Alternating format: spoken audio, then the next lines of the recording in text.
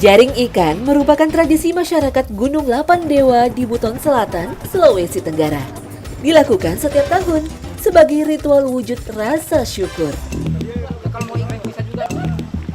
Waktu terbaik menebar jaring ketika air pasang, agar ikan-ikan terjebak di kala air surut nanti.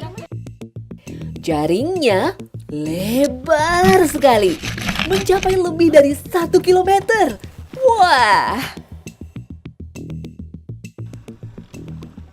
Dan dibentanginnya dari daratan, diikat di batu-batuan, terus muterin, jadi kayak buat setengah lingkaran, nanti ditarik dari ujung sini nih. Kenapa? Di saat mulai surut, jaring dicek untuk memastikan jaring terpasang sempurna ke dasar air. Saya mau lihat lebih dekat lagi, saya udah gemes dari tadi pengen turun.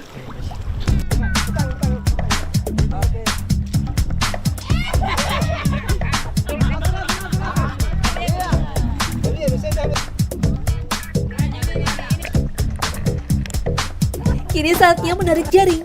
Ikan-ikan dibiarkan terjebak di satu titik sempit.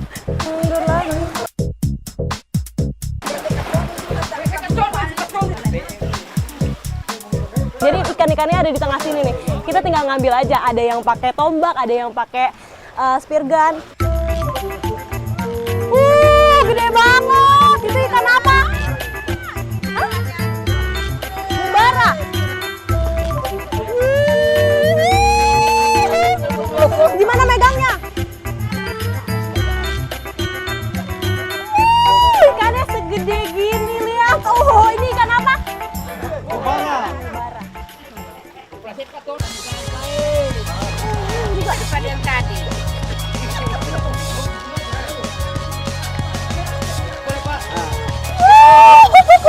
Ini ikan mubara ini. Nah, jadi di sini si jaringnya itu.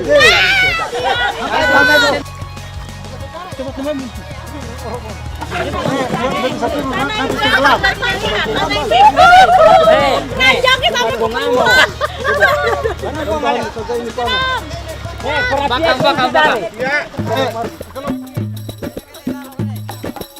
Ini pengalaman pertama saya mendapat banyak sekali hasil tangkapan dengan jaring jumbo. Luar biasa.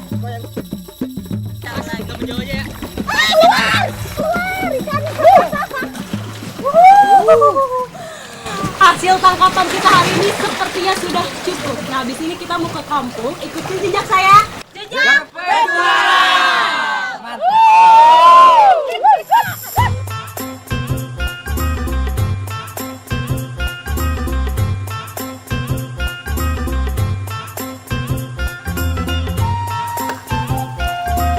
Tinggal boleh di pegunungan, tapi ikan tetap jadi protein utama masyarakat Lapan Dewa.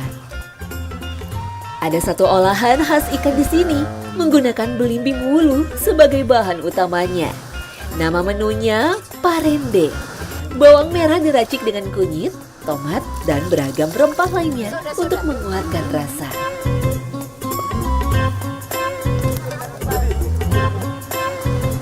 Wah, apinya makin gede. Nah, ini lagi masuk ke proses untuk pembuatan ikan parende. Itu semacam kuah asam. Nah, semua ikan bisa diolah jadi parende. Yang penting ikannya segar. Olahan dengan cara rebus lebih sehat dengan tingkat kenikmatan rasa yang juga bisa dibuat maksimal. Sudah biasa. Enak. asem, tapi kurang asin, Mama. Selain dibuat parende, ikannya juga ternyata ada yang dibakar juga. Saking banyaknya loh kita dapat ikan tuh tadi. Ikan banyak. Wih, ini ikan apa? Kak. Ikan malilea. Oke. Mantap.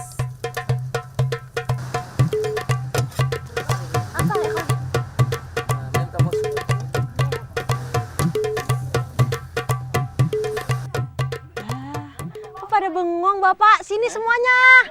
Gabung. Bapak, sini. Bapak.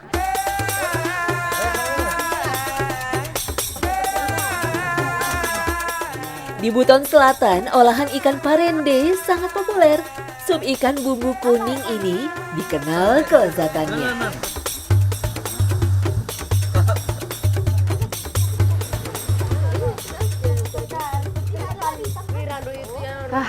Ikannya tuh rasanya tuh kayak ayam, kuahnya asem plus asin, sedap. Oh, dicampur pakai ini makannya. Iya. Apa? Kambose. Kambose, parende campur kambose. Ini jagung yang tadi udah dimasak terus dicampur sama kacang, jadinya seperti ini nih. Mantap! Bumbunya benar-benar meresap ke daging ikan. Olahan parende bermanfaat secara kesehatan, mengandung protein tinggi dan lemak yang baik bagi tubuh.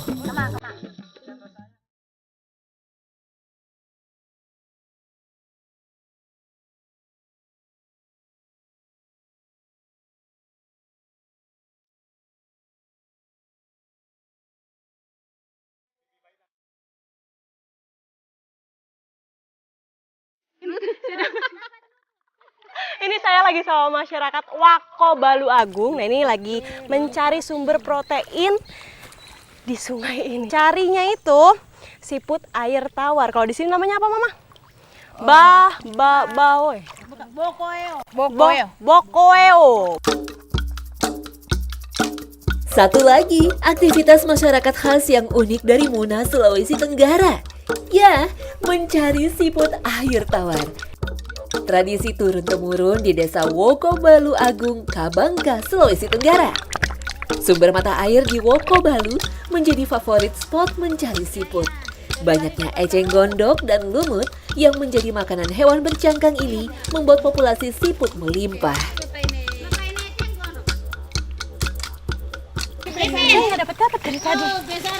Di mana sih dia ngumpet? Besar dengan orang-orang, besar dengan orangnya. Mana? Lagi yang barbar. Besar. Barbar.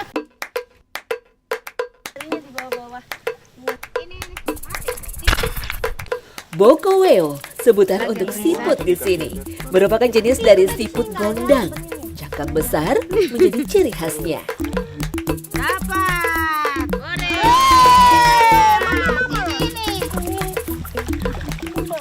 Mama ini bukan? Iya. Oh, itu ya. Si anaknya biasanya mama dapetnya yang gede tuh.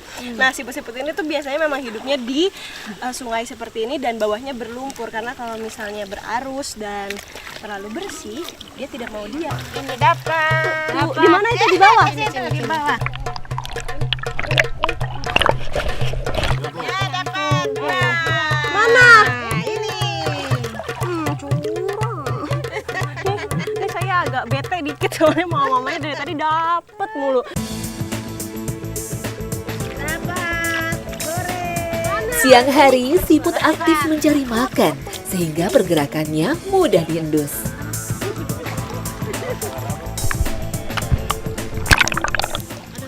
Wih, satu keranjang. Alhamdulillah.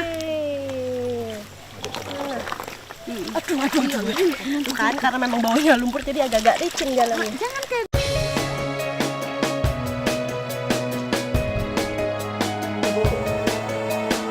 Siput air tawar termasuk panganan spesial bagi masyarakat Woko Balu Agung. Jadi hidangan utama dan dapat dinikmati juga sebagai camilan. centalnya dulu. Sudah. Nah, ini sekarang saya lagi masak masakan tradisi khas Puna. Ini namanya kagule. Kagule. Kagule. Nah, ini bumbu-bumbunya ada di sini mau buat santan, ada garam, ada bawang merah tadi. Daun Terus kedondong. nah, ini yang khasnya banget di sini adalah Kawei. Ini namanya Kawei. Kawei. Nah, itu tuh agak-agak susah tuh disebutnya. Terus sama Kelapa ada goreng. Nah, kelapa goreng. Ada daun kedondong. kedondong, ada serai.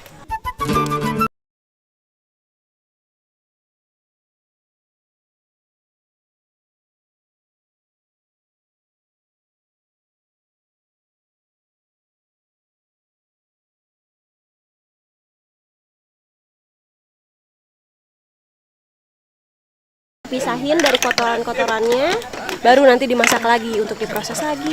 Masih panjang sebenarnya, udah lapar.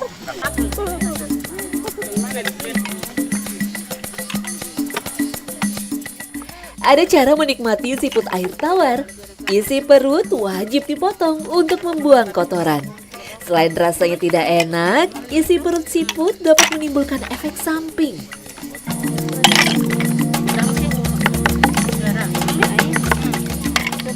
Nah, yang dibuang jadi ini nih, yang hijau-hijau, itu kotorannya. Bukan. Kalau misalnya itu kemakan, Bisa menimbulkan bisul. bisul. Gak mau kan bisulan? Jadi harus dibuang. Korem itu kok bang? Mana? Coba mama lihat. Nah nih, Ini yang dibuang. nih yang harus dibuang.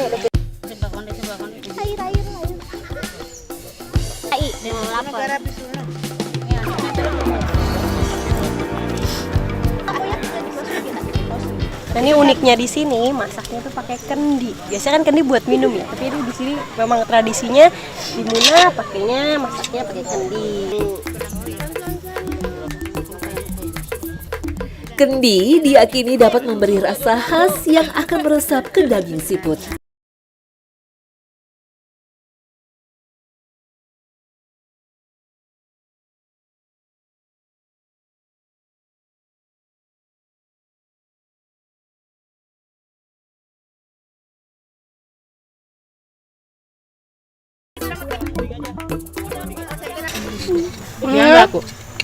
Rasanya enak banget.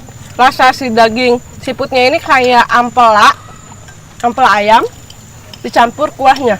Kuahnya itu rasa kelapa bakar apa tadi? Kobe. Kelapa goreng. Kelapa goreng, kobe itu Kowe. rasa banget sama santannya.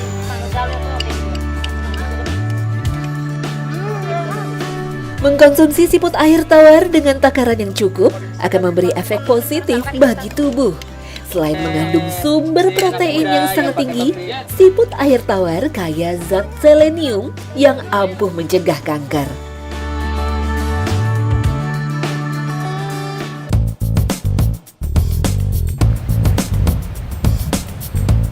Aktivitas hari ini saya mulai dengan panen bersama mama-mama suku Boti. Di desa Boti, musim kering justru menjadi momen istimewa. Ketika kemarau tiba, tandanya tanaman di ladang siap untuk dipanen. Hari ini saya lagi bersama masyarakat suku Boti mau panen. Kalau di sini namanya adalah cek. Nah, salah satu hasil bumi yang akan kita panen adalah ini dia, penmina. Penmina atau biasa dikenal dengan sorghum. Oh, kita mau leve. Leve itu kita mau petik. Oh, begitu caranya. Kalau di sini masyarakat khususnya wanita kalau mau di rumah, di kebun, dimanapun pokoknya harus selalu pakai tais. Tais itu yang seperti saya pakai dan juga mama-mama dan juga kakak-kakak. Warnanya cantik banget, ada yang warna merah, ada yang hijau. Ih, cantik-cantik. Pokoknya dimanapun harus selalu pakai ini ya. Selalu seperti seragam. Cantik tetap. Meski berpola tumpang sari atau tanam campuran, ladang warga didominasi oleh tanaman serealia seperti jagung dan sorghum. Ketiga tanaman ini menjadi bahan makanan pokok masyarakat suku Boti. Sebab padi tidak dapat tumbuh di dataran kering yang minim sumber air seperti di desa Boti ini.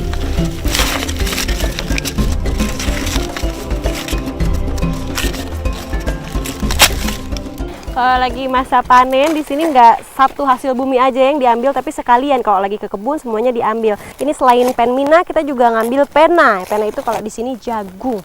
Ini hampir sama masa panennya, jadi sekalian ngambil penmina, ambil ini juga, ambil pena.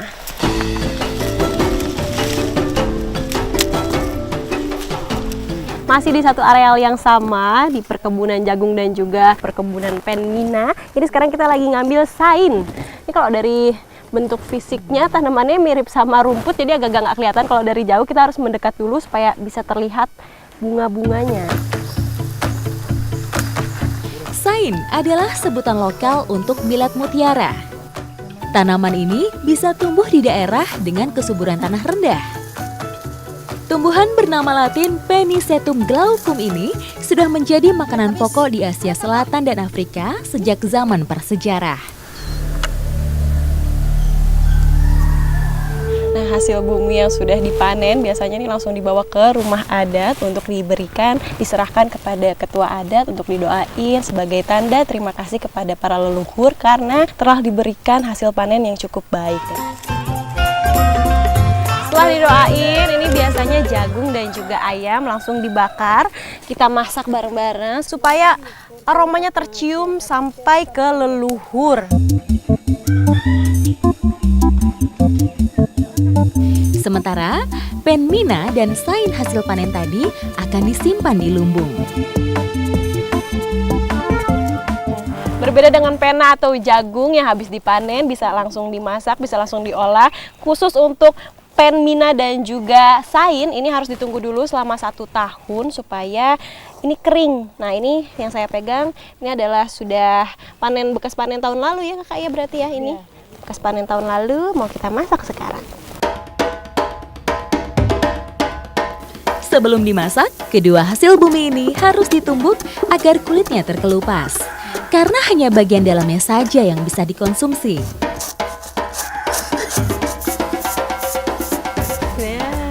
Untuk olahan pemina dan sain ini sekilas hampir mirip, hanya bedanya di proses perebusan. Jadi kalau sain itu dimasukinnya pada saat airnya sudah mendidih. Kalau pemina itu beriringan, jadi sama-sama airnya masuk, peminanya juga masuk. Karena sain ini jauh lebih cepat matang dibandingkan pemina. Jadi harus nunggu mendidih dulu ya. Sebagai pelengkap, biji kacang panjang yang sudah dikeringkan dicampur dengan penmina. Berbeda dengan sain yang hanya direbus tanpa campuran apapun.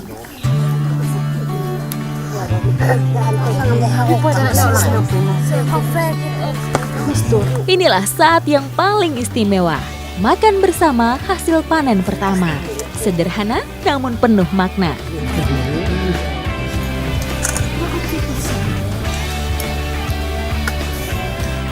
Rasa sain dan juga penminanya ini punya rasa yang berbeda. Sain ini rasanya lebih mirip sama nasi jagung, tapi kalau penmina ini lebih mirip sama bubur kacang hitam. Mama pernah coba bubur kacang hitam? Sonde? Sonde pernah makan? Mama nggak pernah makan. Tapi kalau kita campur sama ayam bakar, ini rasanya lebih gurih dan juga lebih nikmat tentunya.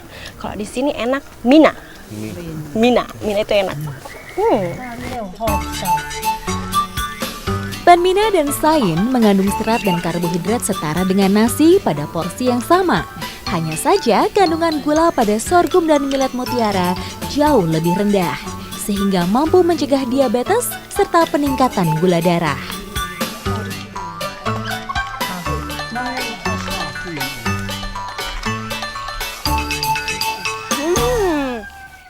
Saya sangat beruntung sekali bisa nyobain masakan yang segini banyaknya, karena kalau di sini masakan ini hanya ada pada saat hari-hari besar dan juga masa panen. Jadi masyarakat bisa menikmati masakan yang segini banyaknya dan juga segini nikmatnya apa.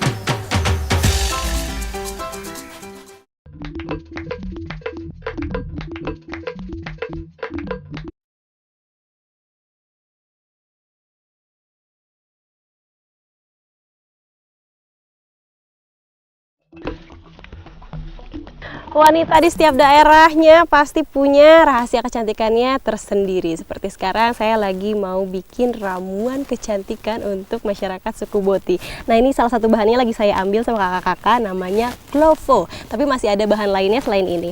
Ikuti jejak saya, jejak petualang. Klovo adalah sebutan lokal untuk tanah liat. Namun tidak sembarang tanah liat kami cari. Harus yang memiliki tekstur lembut dan tidak mudah kering. Biasanya ditemukan tidak jauh dari sumber mata air. Klovo bukan satu-satunya ramuan yang dipakai. Masih ada satu lagi yang kami cari. Ialah pohon keiben atau masyarakat Boti menyebutnya kabeni. Pohon bernama latin Barringtonia asiatica ini persebarannya hanya ada di wilayah timur Indonesia. Karena tanaman ini lebih menyukai daerah kering berbatu. Pemanfaatan keiben lebih populer pada bijinya, yaitu sebagai obat luka dan pegal-pegal. Namun kali ini bukan bijinya yang kami cari.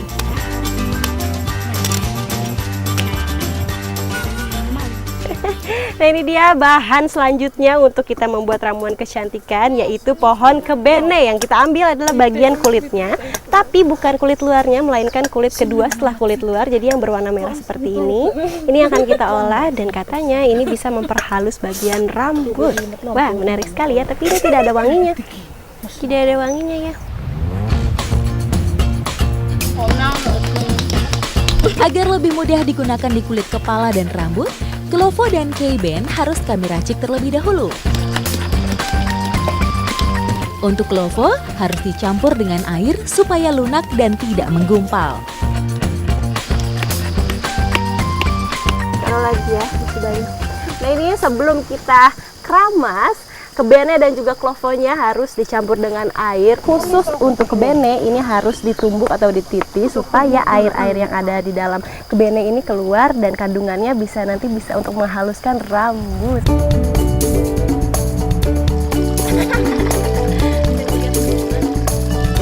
Kedua ramuan ini tidak digunakan bersamaan. Klovo akan dilumurkan terlebih dahulu di kulit kepala.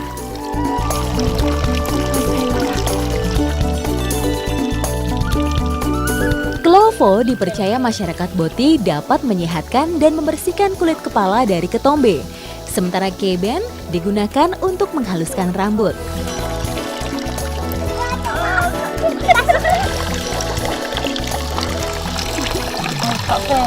Ini ternyata setelah pakai kebene, saya jadi merasakan rambut saya jauh lebih halus. Kan tadi kalau pakai klovo itu keras, agak-agak lebih keras. Sekarang kalau udah dipakein bene, saya jadi lebih halus dan juga gampang disisir tuh, Mama. Pakai tangan saja sudah licin sekali. Tuh beneran loh, beneran halus. Ramuan keramas tradisional ini sudah dipakai masyarakat Boti sejak dulu. Bukan hanya wanita, para lelaki pun biasa memakai. Mereka memanfaatkan hasil alam yang tersedia untuk kebutuhan sehari-hari. Wah, ini semua sudah cantik, sudah bersih rambutnya. Mama, bagaimana perasaannya setelah keramas? Lebih segar ya? Ini yang saya rasakan adalah setelah pakai klovo dan juga kebene yang memang bahan-bahannya menggunakan bahan alam, jadi pastinya lebih aman dan juga tidak ada bahan kimia sama sekali. Jadi lebih bagus, lebih halus juga dan menyegarkan. Sudah siap untuk beraktivitas, Mama? Ikuti jejak saya, jejak petualang.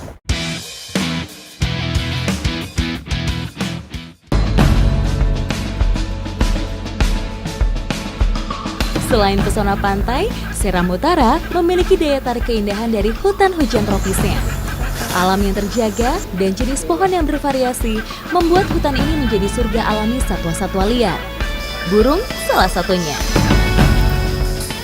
Di ketinggian 45 meter, rumah pohon ini memang sengaja dibuat untuk memantau dan juga melestarikan burung endemik yang ada di daerah sini.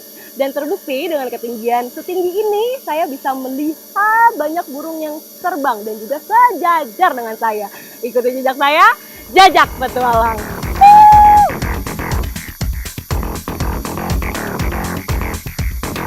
Burung merupakan ikon satwa di hutan Pulau Seram ini. Tercatat ada 196 spesies, dengan 14 jenis diantaranya merupakan endemik Pulau Seram. Salah satunya burung kakatua seram.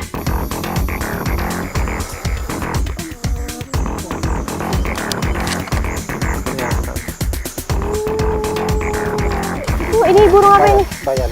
Apa? Bayan. Bayan.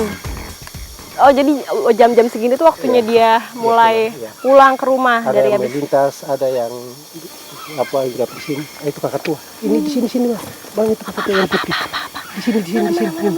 Warna putih di pohon ini. Itu. Pohon yang putih itu.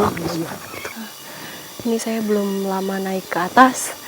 Ternyata sudah disuguhi dengan pemandangannya indah dan juga burung-burungnya sudah pada mau pulang ke rumah. Jadi ini adalah areal di mana dekat rumah-rumah burung-burung ini. Jadi pada saat sore hari dia waktunya pulang ke rumah habis cari makan.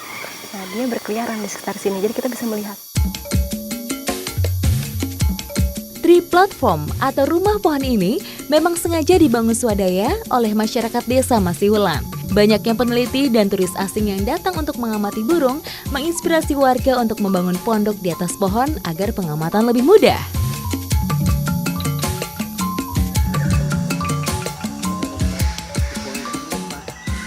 Ada waktu tertentu untuk kita bisa melihat burung endemik ini lebih dekat, yaitu waktu sore seperti ini dan juga pagi hari pada saat dia mau pergi cari makan.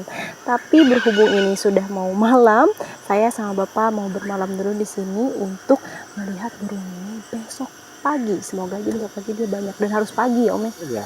Pagi jam sekali. 7. Oke.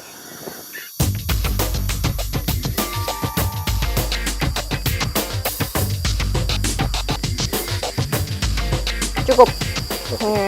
Ini saya lagi persiapan untuk bermalam di rumah pohon karena cuaca cerah. Jadi kita berdua memutuskan untuk pasang hammock supaya nyenyak tidurnya ya Bapak ya. Iya. Sampai besok pagi. Oke. Oh. Berada di puncak cabang pohon tertinggi, saya tak mau kehilangan momen untuk menyaksikan burung-burung bermain. Menginap dan menyatu dengan alam, serta suasana luar biasa seperti ini menjadi pilihan saya.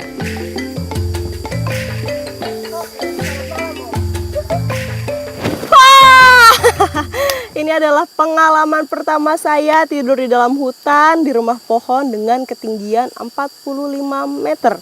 Semoga aja besok pagi saya dapat melihat burung-burung yang lebih banyak lagi. Ikuti jejak saya, jejak petualang. Nyanyian merdu burung-burung liar membuka pagi saya. Jarak rumah pohon dengan tempat bermukim alami burung yang cukup dekat membuat saya lebih menyatu dengan mereka. Luar biasa.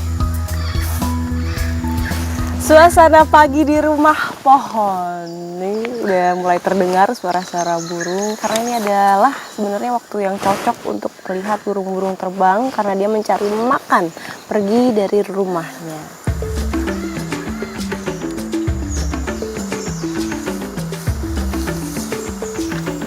Itu ada saya punya gigi. Saya itu kakaktua. Suara burung kakatua jambul orange ini Om ya? Iya. Jambul orange. Jika sedang bertengger di sebelah sana, kapan lagi saya bisa dengar suara kakatua di alam bebas, tidak di dalam kandang ya Om ya? Jadi ini adalah momen yang sangat langka, saya bisa melihat langsung burung endemik Pulau Seram ya Om ya? Wow, luar biasa, saya cukup bahagia melihat burung kakatua secara langsung dari sana. Kakatua molusensis atau kakatua jambul oren merupakan salah satu satwa endemik dan ikon utama Pulau Seram. Sayangnya perburuan yang marak membuat nasib kakatua jenis ini terancam punah.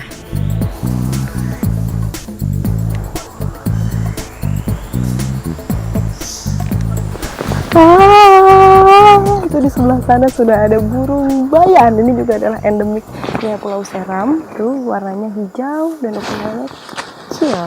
Sebenarnya kita bisa banyak sekali melihat burung-burung dari areal sini karena memang rumahnya banyaknya di sini. Kenapa? Karena ini adalah hutan yang pohon-pohonnya masih tinggi. Jadi kalau burung itu mencari rumah yang masih jauh dari ancaman-ancaman makhluk hidup lain, jadinya dia mencari aman.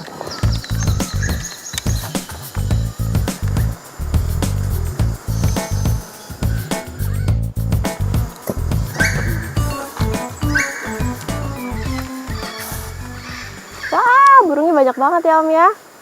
Nah, kalau saya bisa lihat di sini sebenarnya hubungan hutan, pohon-pohon tinggi dengan burung endemik yang ada di sini saling berkaitan, hubungannya sangat vital. Dengan adanya rumah pohon ini pun saya jadi merasa lebih dekat dengan mereka. Ikuti jejak saya, jejak petualang.